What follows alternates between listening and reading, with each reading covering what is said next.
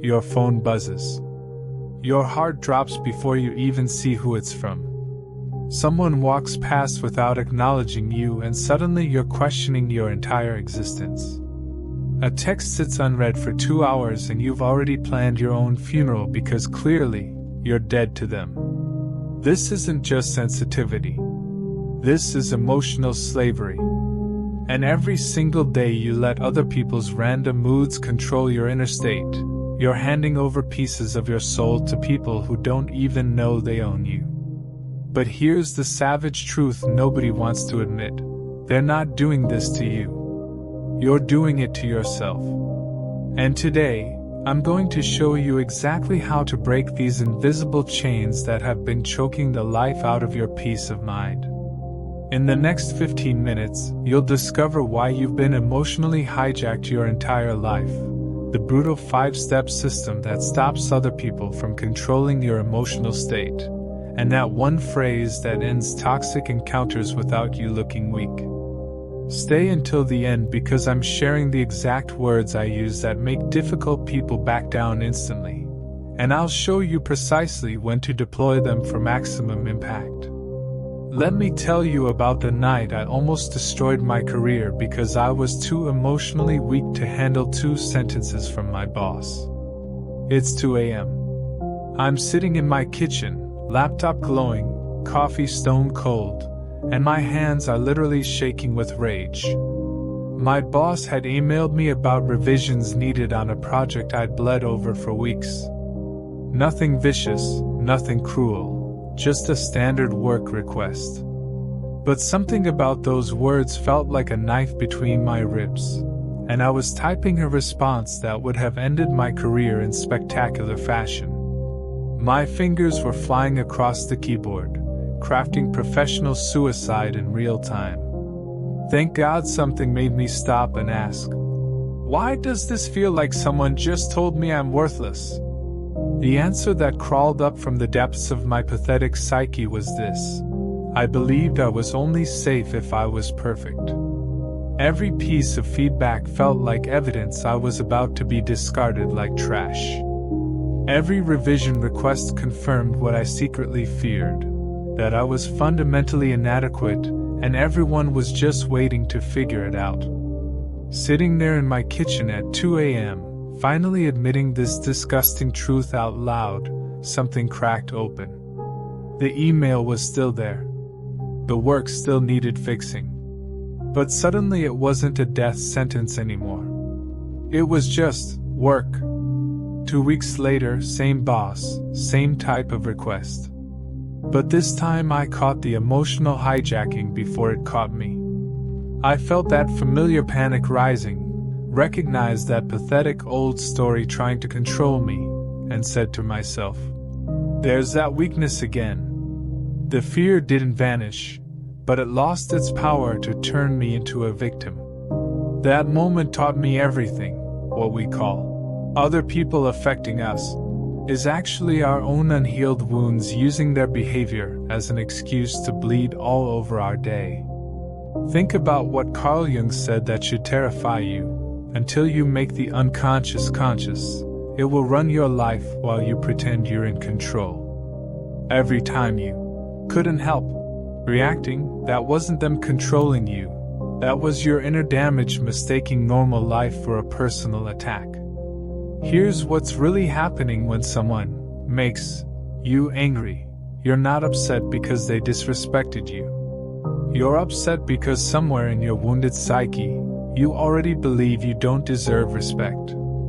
You're not devastated because they ignored you. You're devastated because you've been carrying around this festering fear that you're forgettable.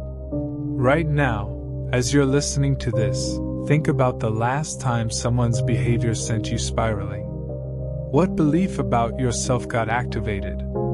Keep it raw, 7 words or less. I'm worthless unless I'm perfect. I'm nothing if I'm not needed. Write it in the comments. I know it feels embarrassing, but that shame is exactly why this wound still controls you. Most people live like their mind is a house with the door ripped off. Every insult, every slight, Every moment of rejection just storms in and starts destroying their peace. They blame the intruders, but they're the ones who never learn to guard their emotional territory.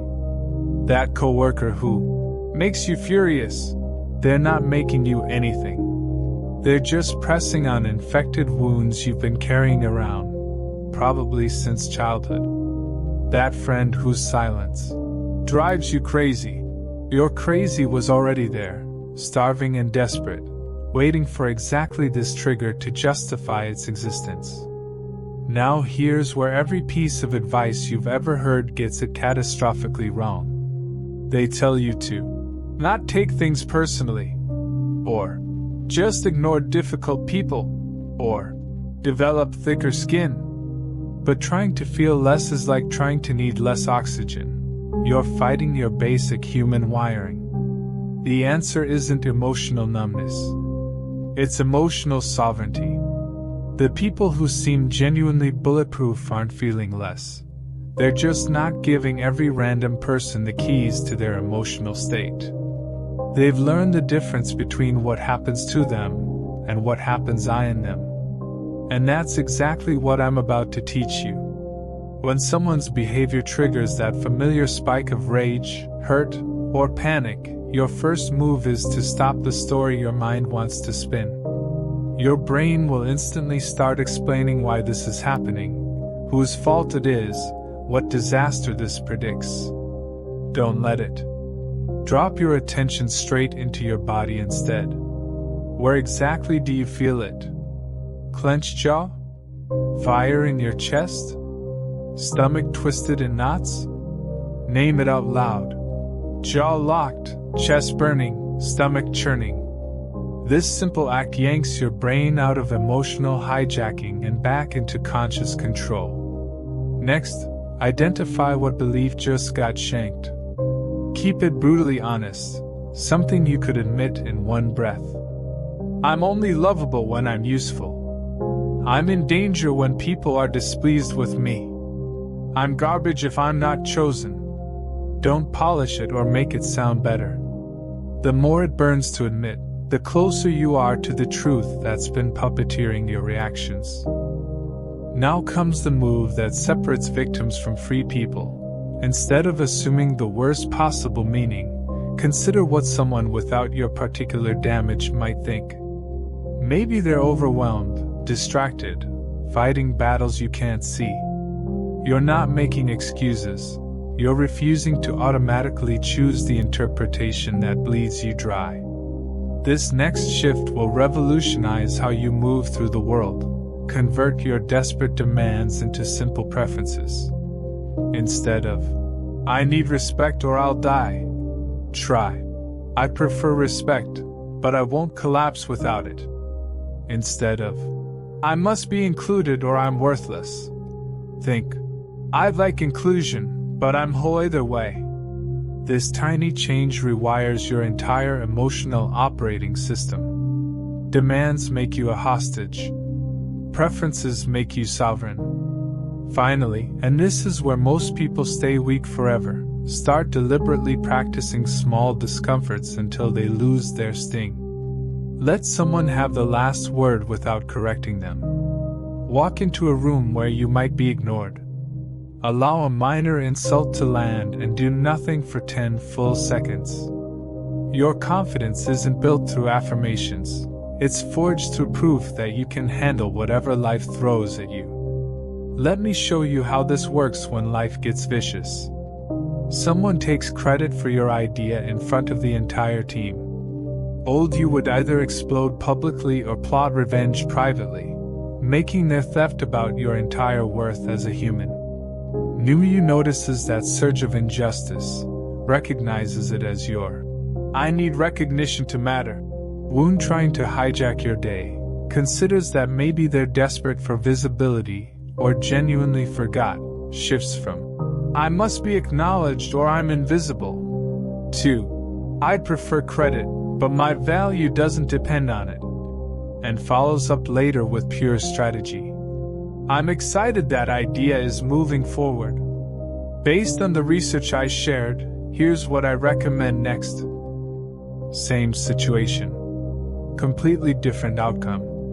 Not because they changed, but because you stopped being their emotional puppet. Your partner snaps at you after a long day. Instead of either matching their energy or shrinking into victim mode, you feel that familiar sting, catch their mood means I did something wrong. Program trying to activate, consider that maybe they're overwhelmed and it has nothing to do with you. Switch from, I need them to regulate their emotions for my sake. 2. I prefer kindness but I can handle their rough edges. And simply say, sounds like today was brutal. Want to talk about it or just need some space? No emotional hangover. No 3-hour analysis session with yourself. Just clean, powerful responses that protect your peace while leaving room for their humanity. I promised you that one line that stops escalation dead. When someone's trying to provoke you, when they're fishing for an emotional reaction, look them dead in the eye and say with zero heat, that wasn't necessary. Then let the silence do the work. People can't handle silence. They'll either backpedal or reveal more of their character. But you only use this once. If they keep pushing, you remove your attention completely. Your attention is precious. Guard it like your life depends on it. There's something deeper happening when you do this work that goes beyond just handling difficult people better. You're not just changing your reactions. You're rewiring the unconscious programs that have been running your life since you were too young to know you had a choice. Your amygdala, that ancient alarm system, starts learning the difference between real threats and triggered memories. It stops treating every criticism like a saber-toothed tiger trying to eat your face. Jung knew this. Whatever you keep in the shadows will control you from there. But when you drag these beliefs into the light, when you name them out loud no matter how humiliating it feels, they lose their power to turn you into an emotional slave. Here's your homework that will change everything. For the next 7 days, keep what I call a freedom journal. 3 columns. What happened? What wound got poked? What someone who wasn't damaged would think. Every time you catch yourself being emotionally hijacked, write it down. After a week, you'll see patterns that have been invisible your entire life. I need to tell you about the time this work saved my relationship. My partner was supposed to meet me for dinner, and showed up 30 minutes late without texting. The old me would have turned dinner into a trial about respect and consideration. Instead, I caught that familiar anxiety building, identified my being kept waiting means I don't matter wound, considered that maybe she was dealing with an emergency or traffic, shifted from punctuality equals love to I prefer communication but I can handle uncertainty. And when she arrived apologizing, I just said, no worries, these things happen. She told me months later that my response that night was when she knew I was different from every other person she dated. Not because I was a pushover, but because I wasn't making her human imperfections responsible for my emotional stability. That's the real power here. When you stop needing the world to handle you like fragile glass, people actually want to be around you more. When you're not constantly scanning for evidence of rejection, you become magnetic in ways that desperation never achieves.